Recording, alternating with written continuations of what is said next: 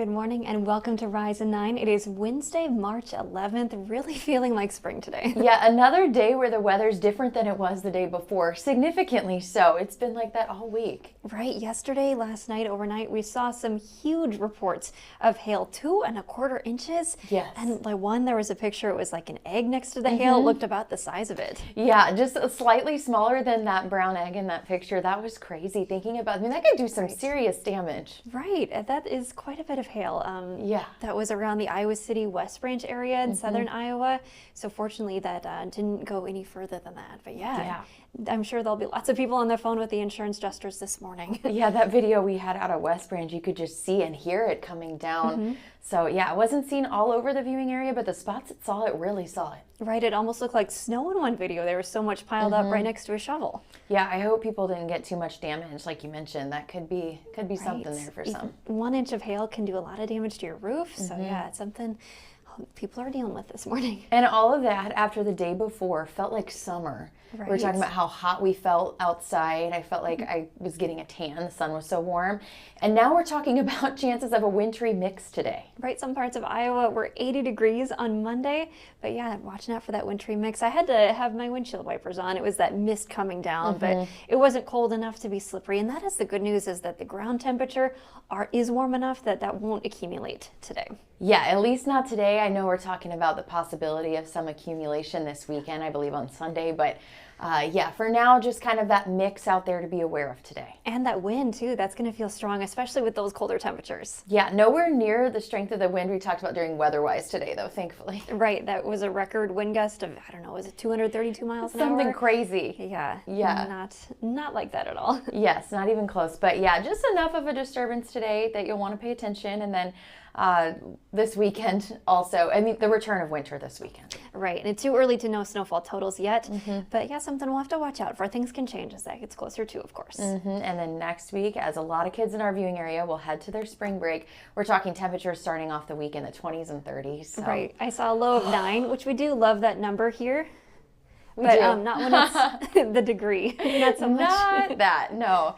So yeah, that's fun. A little bit of something for everyone in March. Right, and it sounds like a chillier Sapadapaso parade, but you just wear a coat, you'll be okay. We've been through it before. Right. You know, the parade We're has tough its by ups this point. and downs. Yes, it is extra hard though when you do get that taste of the warmth, and then you go backwards versus the other way around. You know, we know warmer weather's coming overall, though. We're gonna get there. I believe Justin said spring's technically the 20th is when it turns to spring. So, and we're already seeing the days get longer with that sunlight. Exactly, and Easter, just 25 days away. That always seems like it's very spring-like once Easter is here, but we know we can get snow in April too. I know. Not unheard of. I'm really hopeful that it's a warm Easter this year. I got my kids' outfits, and they're not for cold weather. We'll have to make some adjustments if that's the case. Right, but we'll hopefully get candy from the Easter Bunny either way, though, right? Yeah, oh yeah, it's always fun either way.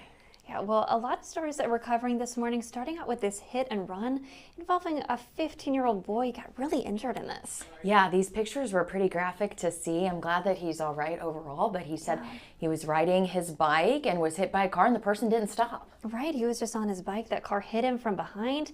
He was on the car and then the car turned off and he fell off. He said that adrenaline was kind of pumping when he called his mom, who was on her way to a job interview, and she said when she came back and saw him, she just felt sick. Yeah, she said that the person didn't even stop to ask if he was okay. So yeah, pretty hard to believe that would happen, but now police want to find that driver. And the family too, they want answers for this. The boy had cuts on his face. He had blood running down his face. He broke his finger, his foot, and he even seemed like he was walking with a limp. It looked like that was very painful, and his mom's just upset that driver took off. Yeah, and seeing the video, you could even see that his bike looked kind of banged up there too. So yeah, just really glad he's okay. Obviously that could have been worse, but really unfortunate that someone would drive away from that. And that teenager said he believed it was a red Chevy sedan, but there aren't a lot of cameras around that area, so I'm sure that makes it difficult as police try to find that driver too. Yeah, I think they said maybe just some doorbell cameras. So if anybody has any video, or maybe if you saw something, they want to hear from you. Right, and happy he's not worse off, that it is pretty serious, the injuries he did get. Yeah. And Brian Tabak has been doing, now it's his third part on an I-9 investigation about driving sober. This third part that first aired last night, really interesting. Yeah, we heard from a man who had a very interesting story. This Iowa man was arrested on a suspicion of OWI, but he was completely sober. Yeah, this is Tegan Pfeiffer of Ankeny. He said he was driving on Highway 34 in Lucas County. This was on the 4th of July when he was pulled over for speeding. He was speeding, but he was not intoxicated. Right. He said he was on his way to his girlfriend's family for the holiday.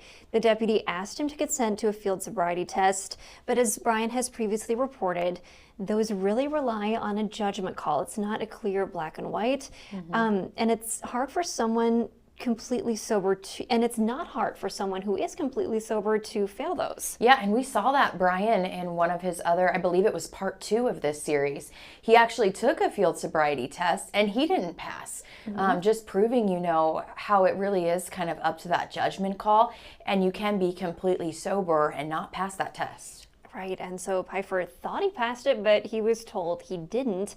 But then it took 3 hours for investigators to verify that he was completely sober and release him, but that didn't end there. Yeah, and Brian also reported kind of on the changes with those field sobriety tests too, and how, with increase in people using marijuana or prescription drugs, that maybe that's why those tests are the way they are now, but because it's hard for officers to tell if they're drinking or maybe another substance could be involved, but in this case, nothing. Right.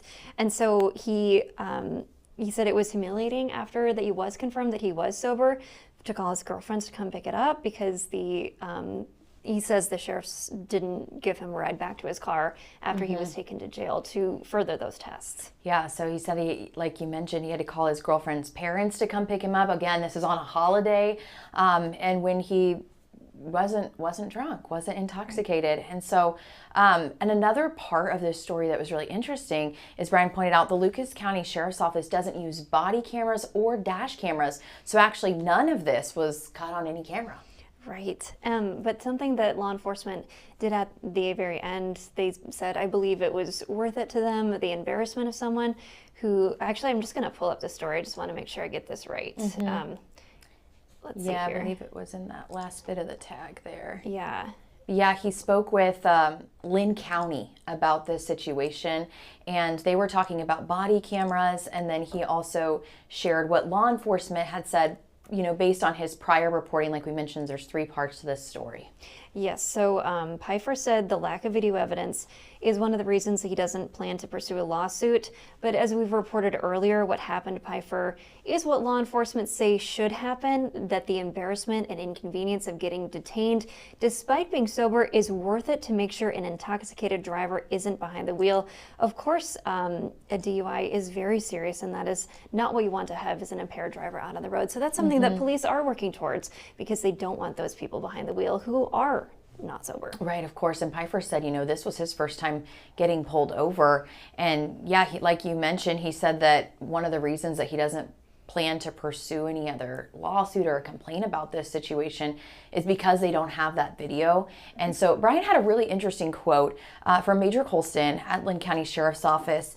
He said, I believe I put it right here. He said, well, if you don't have any of those tests on video showing that they were impaired, even though they might have blown a 200, almost 3 times the legal limit, but that preliminary breath test is no good.